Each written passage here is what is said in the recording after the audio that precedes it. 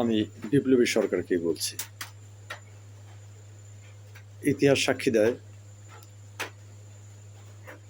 যে কোনো রাষ্ট্রের বিপ্লবের পরে প্রতি বিপ্লব ঘটে থাকতে পারে বা ঘটে থাকে। পৃথিবীতে এমন অনেক ইতিহাস আপনারা জানেন কিংবা আছে। আমি শুধু এটুকুই বলতে চাই, আমি আজকে ৭৫-এর ১৫ই আগস্ট, ৩রা নভেম্বর কিংবা ৭ই নভেম্বরের কোনো ইতিহাস আমি আজকে আপনাদের সামনে তুলে ধরব না। আমি জাস্ট বিপ্লবের পরে যে ঘটনাগুলো ঘটার কারণে প্রতি বিপ্লব ঘটতে পারে তার দু একটি কথা আমি আপনাদের কাছে বলতে চাই। আপনারা জানেন ১৯৭৫ সালের ৩রা নভেম্বর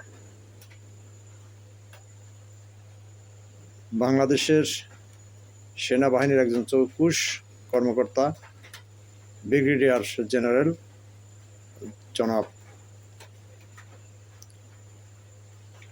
খালেদ মোশাররফ সাহেব, তিনি বিপ্লব সংগঠিত করে রাষ্ট্রীয় ক্ষমতা অধিষ্ঠিত হওয়ার জন্য তিনি খুব উদ্গ্রীব ছিলেন। তিনি রাষ্ট্রীয় ক্ষমতা কীভাবে গ্রহণ করবেন সেটির জন্য তৎকালীন সময়ের ৩ বাহিনীর প্রধান এবং একাধারে বাংলাদেশের রাষ্ট্রনায়ক খন্দকার মুশতাক আহমেদের সাথে দেন দরবারে ব্যস্ত হয়ে পড়লেন। কোনো বিপ্লবের পরে যে কিছু কাজকর্ম থাকে, যেমন বহির্বিশ্বের সাথে যোগাযোগ রক্ষা করা, যোগাযোগ স্থাপন করা,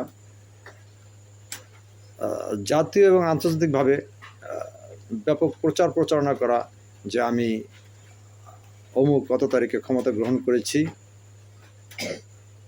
এটাকে প্রকাশ করা, সেই সকল বিষয়ে তিনি খেয়াল রাখেননি।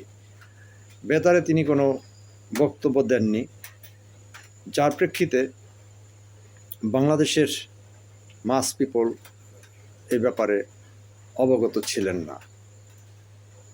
৩ তারিখে তিনি যখন ক্ষমতা গ্রহণ করার জন্য, অর্থাৎ কর্নেল রশিদ ফারুকদেরকে বিতাড়িত করে বঙ্গভবন দখল করার জন্য তিনি খুব উদ্গ্রীব হয়ে পড়লেন, তখন এই দেন দরবারের মধ্য দিয়ে চৌকুশ দূরদর্শী রাজনীতিবিদ খন্দকার মুশতাক আহমেদ তিনি বুঝতে পেরেছিলেন ওই জেলখানার যে ৪ নেতা আছেন তিনি যদি তাদেরকে বাঁচিয়ে রাখেন তাহলে হয়তো তাকে সরিয়ে তাদের যে কোনো একজনকে এখানে খালেদ মোশাররফ সাহেব বসাতে পারেন।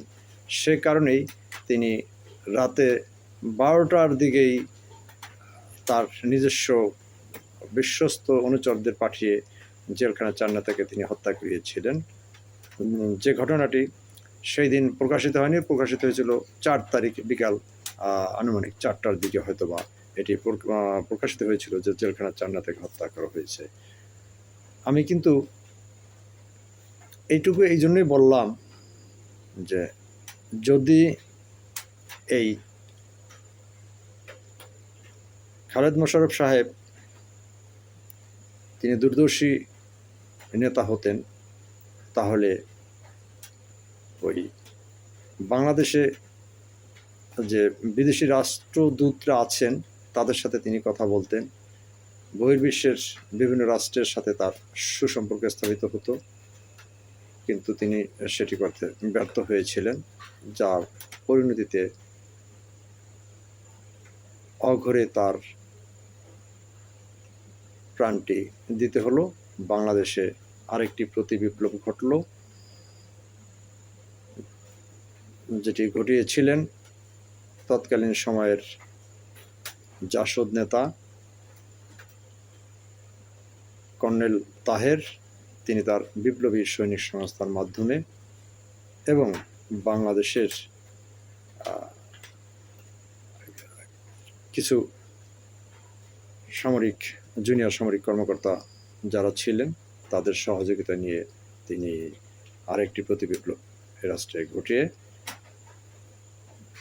শহীদ রাষ্ট্রপতি জিয়াউর রহমানকে, তখন তিনি বন্দি অবস্থায় ছিলেন, তাকে বন্দির দশা থেকে তিনি মুক্ত করে আনেন। যাই হোক, সেই ইতিহাস আজকে আমি বলছি না, আমি শুধু এই কারণে কথাগুলো বললাম, আপনাদের মনে করিয়ে দিতে চাই যারা আজকে এই সরকারের ক্ষমতায় আছেন, আমাদের কিন্তু পৃথিবীতে অন্য কোনো দেশের সাথে শত্রুতা নেই, সকলের সাথে আমাদের বন্ধুত্ব। আমাদের সবচাইতে বর্তমানে বড় শত্রু হচ্ছে আমাদের পার্শ্ববর্তী একটি দেশ, যাদেরকে আমরা সর্বদাই দাদাবাবু বলে জেনে থাকি। দাদাবাবুরা সবসময়ই আমাদের বাংলাদেশের সাথে একটি বড় ভাই সুলভ আচরণ তারা করে থাকেন। আমাদের বাংলাদেশকে একটি করদ রাজ্য প্রতিষ্ঠিত করে তারা তাদের ফায়দা হাসিল করার জন্য বিভিন্ন সময়ে বিভিন্নভাবে তারা ষড়যন্ত্র করে আসছেন। আপনারা ইতিপূর্বে দেখেছেন দাদাবাবুরা আমাদের দেশের মধ্যে অরাজকতা সৃষ্টি করার জন্য ছাত্রলীগ যুবলীগদেরকে হিন্দুদের মধ্যে ঢুকিয়ে দিয়ে তাদেরকে হিন্দু বানিয়ে বাংলাদেশকে অস্থিতিশীল করার জন্য একটি অপপ্রচার চালাতে চাচ্ছিলেন যে বাংলাদেশে হিন্দুরা এই সরকারের আন্ডারে কোনোভাবেই তারা নিরাপদ নয়। কিন্তু আমরা কি দেখতে পেলাম যে আসলে কি তাই? আমরা দেখতে পেলাম বাংলাদেশে হিন্দু ভাইয়েরা তারা কিন্তু মিডিয়ার সামনে এসে সকলেই বলছেন যে না, আমরা এই দেশে কোনোভাবেই কোনো মুসলমান কিংবা কোনো রাজনৈতিক দলের দ্বারা আমরা এখানে নিগৃহীত বা নির্যাতিত নই। নির্যাতিত শুধুমাত্র তারা যারা বাংলাদেশ আওয়ামী লীগের রাজনীতির সাথে সম্পৃক্ত ছিলেন, যারা পোর্টফোলিও ছিলেন, অর্থাৎ যারা পোস্ট পজিশন নিয়ে রাজনীতি করেছেন সক্রিয়ভাবে, সে রাজনৈতিক কারণে রাজনৈতিক দলের দ্বন্দ্বের কারণে বা প্রতিহিংসার কারণে সেখানে কিছু বিচ্ছিন্ন ঘটনা ঘটতে পারে। কিন্তু দাদারা সেটিকে রং চং মাখিয়ে সারা বিশ্বকে এটি বোঝাতে চেয়েছিলেন যে বাংলাদেশের মধ্যে শুধুমাত্র মুসলমান ছাড়া অন্য কোনো ধর্মের বা গোত্রের মানুষেরা নিরাপদ নয়, এই জিনিসটা তা প্রচার করতে চেয়েছিলেন। আমি ভারতীয় দাদাবাবুদের কাছে প্রশ্ন রাখতে চাই, দাদারা, আমাদের দেশের হিন্দুদের নিয়ে আপনাদের এত চিন্তা, এত ভাবনা, আসলে একবার কি ভেবে দেখেছেন আপনার দেশে আমাদের যে মুসলিম ভাইয়েরা আছেন তারা যখন মসজিদে নামাজ পড়তে যান, আমরা ভিডিও চিত্রগুলোতে দেখি তাদেরকে আপনাদের এই পুলিশ বাহিনী সেজদারত অবস্থায় লাথি মেরে তাদেরকে সেজদা থেকে তুলে দিচ্ছে।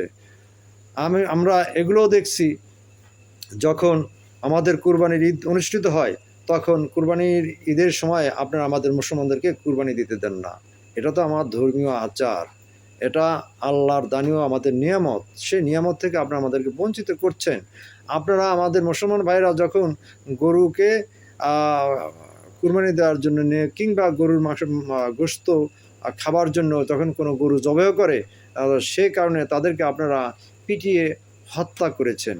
কিন্তু একবার কি ভেবে দেখেছেন আমাদের বাংলাদেশে যে হিন্দু ভাইরা আছেন তারা যখন ওই কাছিম বা যেটিকে আপনারা বলে থাকেন জলখাসি, এগুলোকে যখন তারা ধরে জবাই করে খায়, একবার কি কোনো মুসলমান যে উকি মেরে দেখেছে, নাকি তাদের জিজ্ঞেস করেছে, নাকি তাদের কোনোভাবে নির্যাতন করেছে?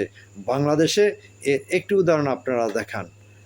আসলে আপনারা তো আমাদেরকে ভালোবাসেন না, আমাদের রাষ্ট্রকে আপনারা ভালোবাসেন না, আপনারা ভালোবাসেন আপনাদের যারা পা চাটা কোনো রাজনৈতিক দল আছে, যাদের মাধ্যমে আপনারা বাংলাদেশ থেকে আপনাদের সম্পূর্ণরূপে সুযোগ সুবিধাটুকু গ্রহণ করতে পারবেন এমন কোনো দল আপনারা খুঁজে বের করেছেন, যেই দলটির নাম হচ্ছে বাংলাদেশ আওয়ামী লীগ।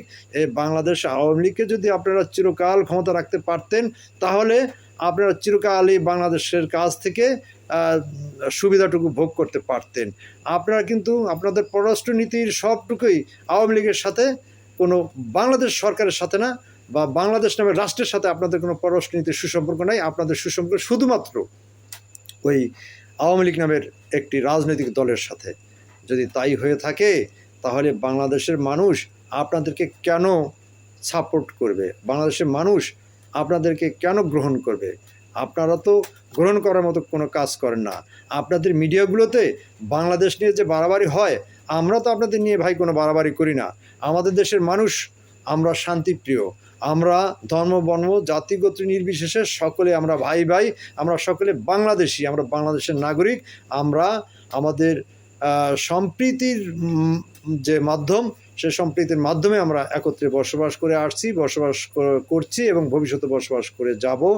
আপনাদের কাছে আমাদের অনুরোধ, আপনারা আমাদের কোনো রাষ্ট্রীয় কোনো বিষয়ে মাথা না ঘামিয়ে আপনারা আপনার রাষ্ট্রের মধ্যে আমাদের যে মুসলমান সংখ্যালঘু ভাইয়েরা আছে তাদেরকে কিভাবে নিরাপদে রাখবেন সেই বিষয়টি আপনারা আপনাদের মাথায় রাখুন।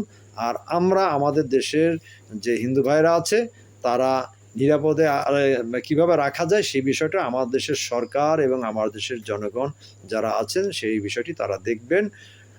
এই বলে আমি আবারও যারা বর্তমানে বিপ্লবী সরকার আছেন তাদের কাছে অনুরোধ করছি, আপনারা জানেন এখনও বাংলাদেশের সরকারি বেসরকারি বলেন প্রত্যেকটা স্থানে আমলা বলেন, পিয়ন বলেন, পুলিশ বলেন, বিডিআর বলেন, সর্বত্রই ওই শেখ হাসিনার এবং ভারতের রয়ের এজেন্টরা এখনও রয়ে গেছে। এবং এই ফ্যাসিস্ট আওয়ামী সরকারের যে সকল পোষ্যপুত্র আছেন তারাই কিন্তু আপনাদের চারপাশে এই বিভিন্ন চেয়ারগুলো বিলং করছেন।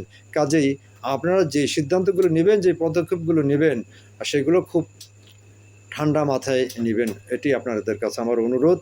কেননা যে কোনো সময় ওই প্রতি বিপ্লবীরা কিন্তু আপনাদের বিপক্ষে বিপ্লব ঘটাতে পারে, সেদিকে সজাগ দৃষ্টি রাখবেন। আপনাদের সকলকে শুভেচ্ছা জানিয়ে আপনাদের সকলের দীর্ঘায়ু কামনা করে আমার কথা আজকে এখানে শেষ করছি। আপনাদের সকলের দীর্ঘায়ু এবং সুস্বাস্থ্য কামনা করে আমার বক্তব্য শেষ করছি। ধন্যবাদ সকলকে। আসসালামু আলাইকুম।